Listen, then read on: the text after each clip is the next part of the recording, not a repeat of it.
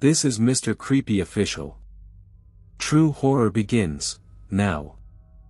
If you're brave enough to survive this story, prove it, like, share, and subscribe before the darkness finds you.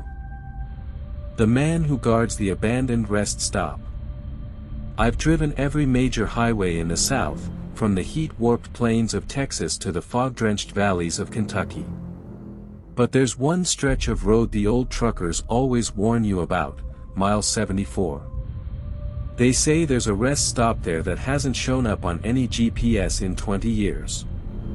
Still, every night around 1 a.m., its neon sign flickers on, "Rest here, open 24 hours."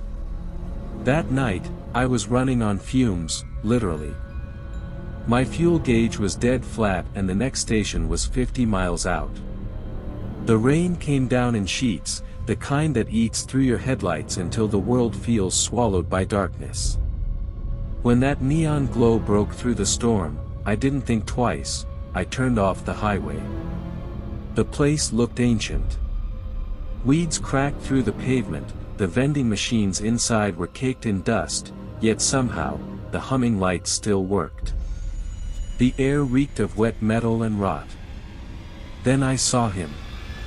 Behind the counter stood a tall man in a faded janitor uniform, gray beard trimmed neat, cap low over his eyes.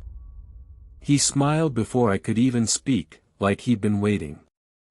"Long night on the road," he rasped. "Yeah," I said.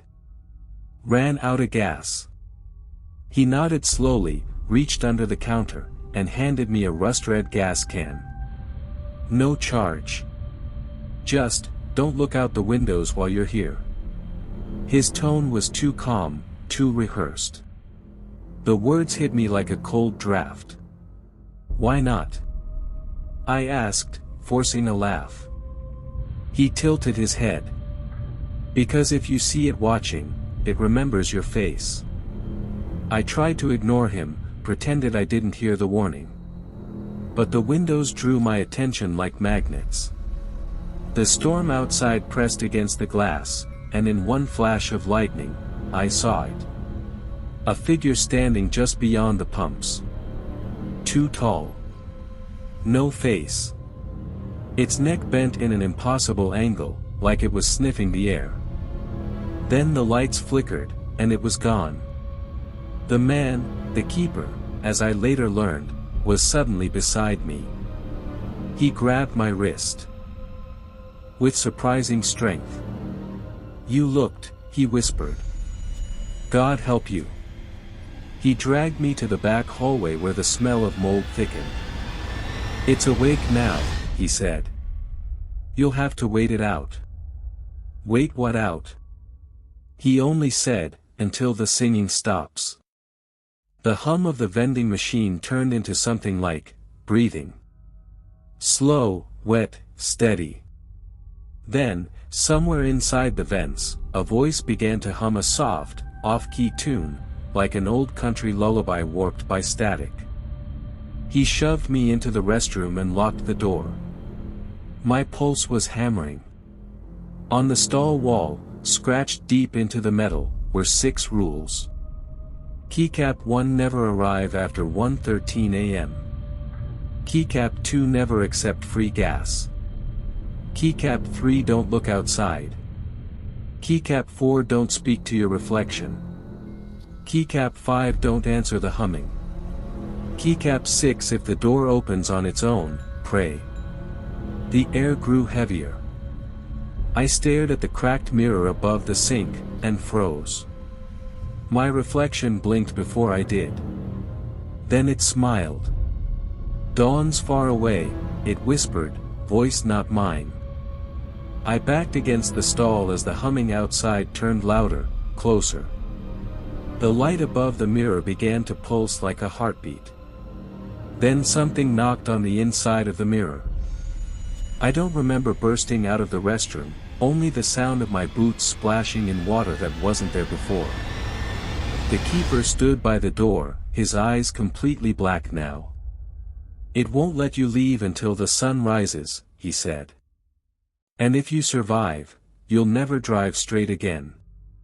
When I finally got into my truck and sped down the road, the rain cleared, dawn still miles off. For a moment, I thought I'd escaped. Then the sign appeared again. Mile 74 rest stop, next exit. No matter how far I drove, it looped back. Gas station, darkness, the same humming coming through the speakers. I screamed until my throat tore, but the radio only whispered back. You looked, driver. You belong to the road now. Hours, or days, blurred together. I stopped sleeping. My reflection in the rearview mirror began to grin when I didn't. Sometimes, in the edge of my headlights, I saw silhouettes of other drivers wandering the shoulder, hollow-eyed, gas cans in hand. One night, I saw the keeper himself walking down the middle of the lane, dragging his mop, humming that same tune. I pulled over, screamed at him to help me. He leaned into my window, face slack and gray. Help, he croaked. I told you the rules. Then he pressed something into my hand, a key tag with the number 74, and walked backward into the fog until he disappeared. The tag was ice cold. When I flipped it over, scratched into the metal was, "You're next." They found my truck weeks later, engine running, headlights on, doors locked from the inside. The police report said there was no sign of me, only muddy footprints leading toward the abandoned rest stop. Now truckers swear the lights glow brighter than ever. Some say they've seen a new man behind the counter, a guy with tired eyes, wearing a uniform that doesn't fit quite right. He offers free gas with a polite smile. Warns travelers not to look outside. And if you catch his reflection in the window, you'll notice he doesn't blink anymore.